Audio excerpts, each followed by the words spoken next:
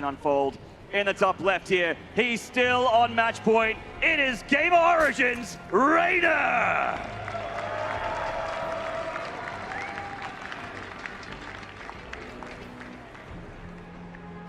In the bottom right, finally getting a point on the board from Jinair Green Wings. Give it up for Trap! Trap's actually winning a bit of the crowd here, Roddy. Excited to see this Protoss Stallion get some damage. I like it. I think as a Protoss player these days, you're actually loved, you know. We used to get a lot of backlash for our lasers, but these days, when the Zergs are doing so well, people like lasers. People are starting to fall in love with the lasers. It actually was amazing to see a green room people cheer so hard for the mass carrier at Storm. That wouldn't have happened last year. No, I know. It's like, never thought that comp would ever be popular, but in the green room. Anyway, we'll see. Like I said, for me the big story here is how does Reynor deal with a loss on a stage this big, right? He's quite an experienced player already for a 17-year-old. He has played in the WSGs, he has played in a lot of circuit events, he has traveled around the world, he has lifted trophies, he has beat the best players out there, but this is still one of those moments, you know? 45 probe attack on Disco Bloodbath, just didn't see it coming. Or maybe he just forgot his Roach One. What's possible as well, it's like obviously we don't know what happened in the brain of Reynor, but maybe he thought he had a Roach One and he just completely forgot. And the moment he's like, I'm gonna build some roaches, he's like, oh my god, I don't have a Roach One, right? That's possible as well. And it does happen at this level even, you know, these are the best 8 players in the whole world playing against each other right now on stage. But we've seen a lot of mistakes from Trap, we've seen mistakes from Reynor, except I guess Cyril hasn't made any mistakes, but other than that, these guys are still human after all. Cyril, jury's still out on that one. Cyril made mistakes, but that was in 2017. We have to go back. Yeah. No. We'll see. But I think it has a lot to do with the pressure as well, right? Like, I think if you would put these two guys in their own comfortable bedroom environment and they could just play the games the way they always do, and it's for nothing, you're often going to see higher level of gameplay. But these guys, they often get better as well. With every map they play, they start getting more comfortable on the stage like this, and they're able to block everything else a little more and focus on the game just a bit better. Trap being very annoying here, putting a pylon on location, slow down that third hatchery. Usually the Zerg wants it about 2.5 minutes, so it does get slowed down. He's going to cancel that pylon, costing him 25 minerals, but does slow down the economy of the Zerg ever so slightly. Yeah, I do think Trap is always quite happy, right? If he's able to block the natural at first, you force the Zerg play to expand a little bit later. I often talk about this being a snowball effect, because a lot of the drones that are being produced right now in the main base, they have to be rallied all the way towards the third. And that means that it takes a little bit longer before that economy truly starts kicking in. It's not massive, but I can guarantee you that every Protoss player who can get this done in the beginning is like, yeah, nice start. So even though this is a shorter sort of flight path for the Overlords, it is a bit of a trek. And we're seeing Reynor go into Overlord speed here, 75 mil, 75 gas for that, just to make sure, just to keep everything open. And of course that means you can actually be annoying with Nidus Worms as well, as long as you have those Overlords out. But the Phoenix, first unit out of that Stargate for Trap with the Oracle to follow, going to push back these Overlords. Does Reynor just cancel the speed or just keep going with it? It is such a lovely upgrade and it's actually not that expensive. I think after what happened in the last game, you always want to get Overlord speed, right? Because it's safe to say that Reynor just didn't really see it coming. He was a bit too busy chasing Oracles around, fighting a pylon, fighting a Stargate, fighting at depths, that he forgot what could have possibly been happening in the main base. So I think it's very smart to invest in Overlord speed in this game, because that happening once in the best of 5, it is what it is. But if it would happen again here, I mean, all the momentum that Reynor built up for himself in the first 2 games would be completely gone, and it would be in the corner of Trap. Yeah, just play safe. He's favored in the late game. The safer strategies here seem to be what's going to get Reynor the W in the end. We're seeing the Twilight Council and Robotics Facility go down in the Trap, so possibly some more Archon play coming forward. A Prism nonetheless. Very curious to see where he's going with it. Trap dives in there, gets 2 drones, and gets out of there, takes 1 or 2 extra shots. Wow, Flaves indeed. That's it, Nathan. Flaves. All right. Trap getting me a little bit excited here, but of course this time Reynor did not forget his Roach Warren, and Roaches are definitely the unit you want to have to fight this back when you're going toe-to-toe. Yeah, it's really funny. Like, most Zerg players will always say, like, yeah, you need Roaches against the Adepts, and then the Protoss players are like, oh, I prefer going up against Roaches, you know? Like, Banelings are very scary for Adepts. The truth is, it can be both. It just truly depends how the Adepts are being used, right? And, like, where the units are being positioned. I kind of like this by Trap. Reynor is gonna scout it, but... Yeah, when you see Chrono on the Twilight Council, you know that an attack is coming. A lot of Lings are being produced here.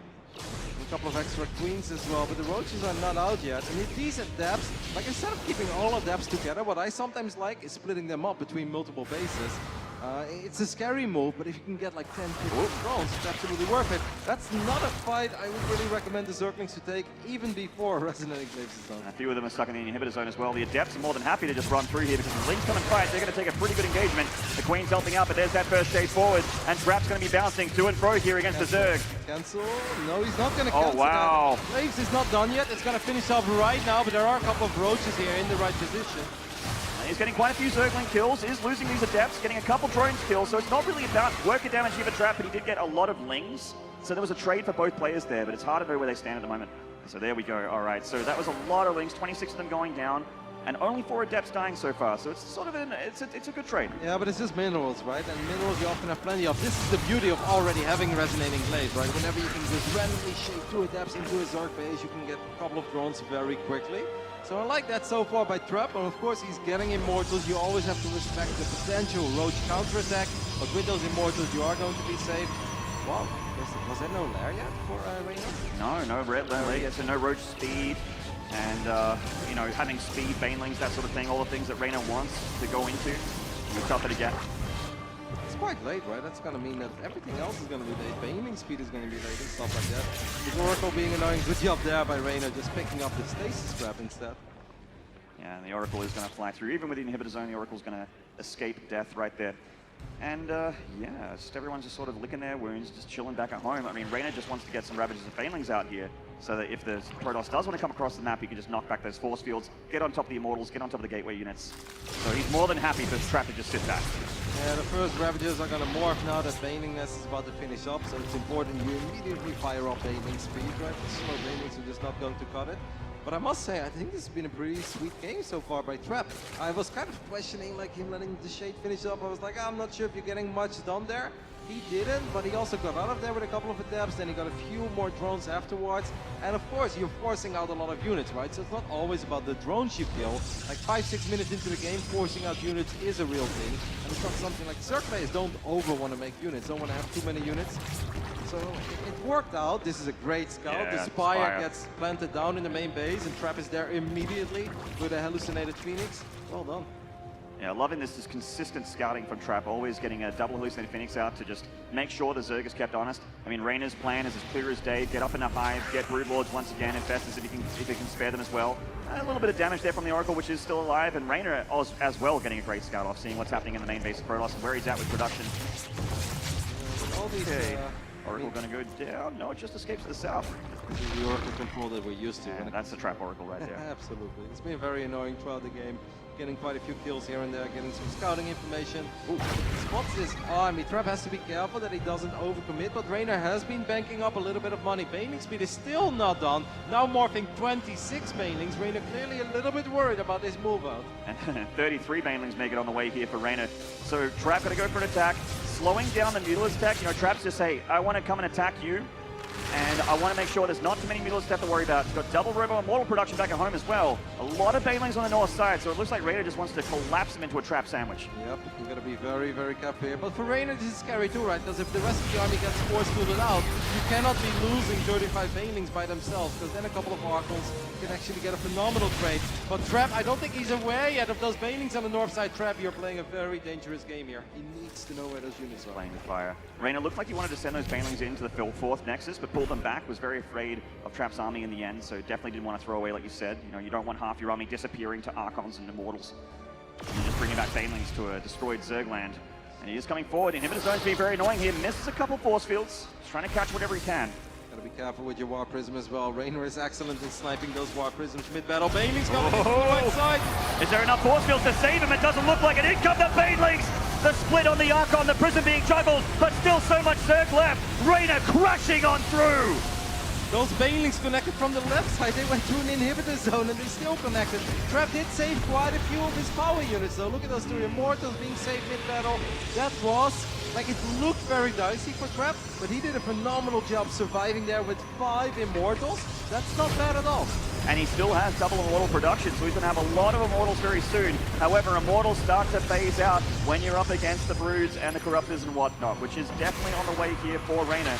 He's trying to go for a Hail Mary Bile here, trying to get that Prism with the Archons in it, but the Archons are just picking up some Banelings. I like this move from Trap. Yep, I mean, there isn't just anything to really deal with this, right? We don't have a single Muta or Corruptor out on the map. The Queens are now going to show up, making this a little bit harder. Banelings are going to connect. Look at that island, by the way. There is a backup island. The probes, are they in trouble? Oh, they're hiding on the right-hand side. They're running on the map here, Roddy. In come the Banelings, and down they go. 13 probes dying just like that.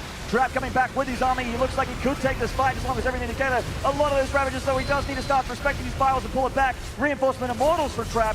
Loses the Oracle, or rather the Prism finally, so these Archons are going to have to walk back home. I think this was all a massive victory for Trap here in the end. He's still chasing these units down. Reynor cannot afford to lose these Ravagers. The biggest difference between game 1, 2, and this one, number 4, is that in those games, Reynor had 82, 91, 95 drones. Right now, he's doing all of this of 71 drones, and that makes a very big difference. These Banelings are suddenly becoming expensive for Reynor as well. Reynor's freaking out, man. He just started Aspire and cancelled it as well. He's trying to make sure that his build order is still going through, but he is under constant pressure here from Trap.